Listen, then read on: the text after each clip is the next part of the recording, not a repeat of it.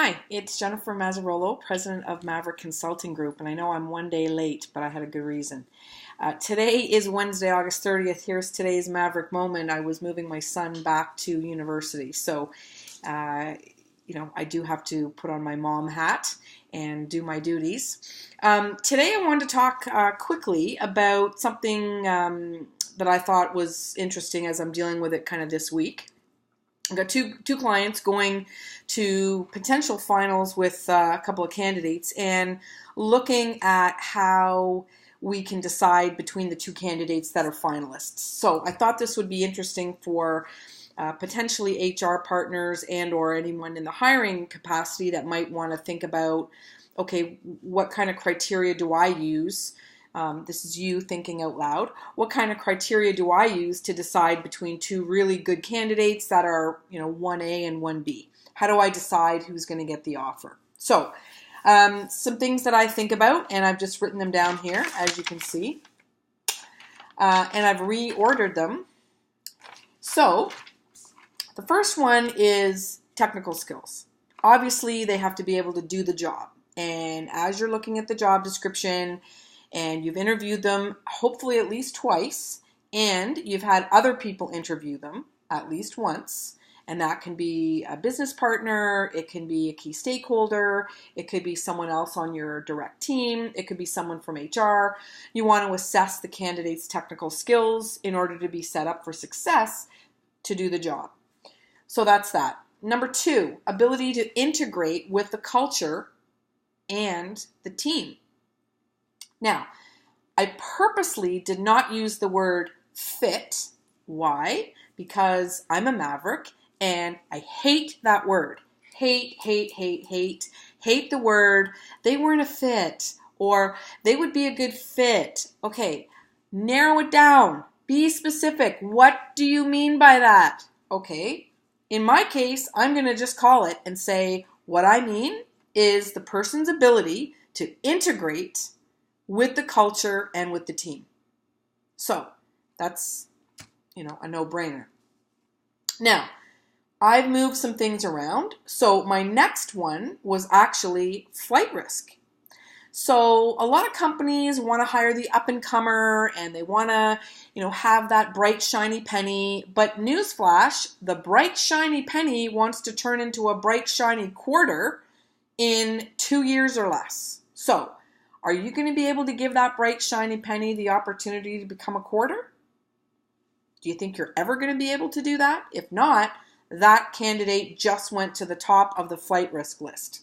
So, you want to make sure you're hiring at the right level for the role today, but also, and I'm not going to get into my next one, but you want to be making sure that they are able to move around only if you can offer them the opportunity to move around. If you know that the only growth they're going to get is through you and you're not going anywhere anytime soon, chances are the growth opportunities are not very good. So you want to be reasonable in your expectations about who you're hiring. Sometimes it's good to hire the tarnished loony, rather than the bright shiny penny that wants to be the quarter. So I'm just putting it out there. The next one I had was actually mobility and promotability. So again, does this candidate have upward mobility? Are they promotable? But can they also move internally? Maybe you've got a big enough finance team that you can offer them something internally in a lateral move, which can be a great opportunity. Everything doesn't need to be a promotion, by the way. Or your team is growing or the company is growing. So you might not have the role today, but in 18 months, you might have a new role. So maybe you're a multinational and you've got some international opportunity for this candidate. If this candidate expresses an interest in that, great. I give them an extra little star next to their name. The next one I had is industry knowledge. Now, of course, mining, pharma, real estate, those are some of the more complex industries with complex, accounting and finance issues, regulatory issues. I know I made the move from CPG to pharma, and it wasn't a big deal. But, there was a lot for me to learn about learning a new industry in pharma and biotech. It is very regulated. There's lots of R&D behind it. You need to understand the formularies, and each province is a different listing. And so anyway, long and short of it is, industry knowledge can help, but I wouldn't want you to make it the only deciding factor, because I think a lot of clients shoot themselves in the foot by not hiring an awesome candidate because they say, oh, well, they don't have XX industry experience. You know what? If they're bright and they're good, they can learn any industry. So don't shoot yourself in the foot. The next one is what I call the low-hanging fruit. Price range, location, systems knowledge. Those three things, they're kind of low-hanging fruit. Sure, if you're down to 2 candidates and one lives 10 minutes from the office, you might give them a half point more on the scale because winter is coming and you never know when that snow day happens. Price range is important. You don't want to bring in somebody way at the high end of the price range and then they have to be grandfathered for 2 years and not see much of a raise. They're not going to be too happy. You also don't want to get somebody that you underpay and 3 months later when they get a recruiter call, that's going to pay them 20 grand more because that's their market value. They're going to leave. So getting somebody within that right price range is an art and a science, and it can be tricky because you might have a lot of restrictions or price grids or salary grids and bands that you need to deal with.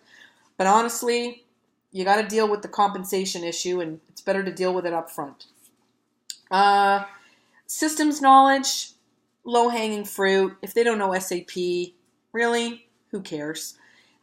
Anybody can learn a system, and if they're savvy enough and if they've used other ERP systems, then it becomes really more of an excuse that you're looking for something to find wrong with them not to hire them than it is to say, you know what, let's take a chance because all the other boxes are ticked and so they don't have SAP care. So those are a couple things that I would think about if it was me. And I have done hiring in my day, so I would think of those things. And those are also things that I coach my clients to look at and think about as we're evaluating that 1A and 1B. So anyway, things to keep in mind. Hope you found some use. And I will not be doing a Maverick Moment next week as I will be cruising the Mediterranean for my big 5-0 birthday. So anyway, I will see you in 2 weeks, and I hope you're well. Happy back to school, all you kids and parents out there, and we will see you in 2 weeks. Take care.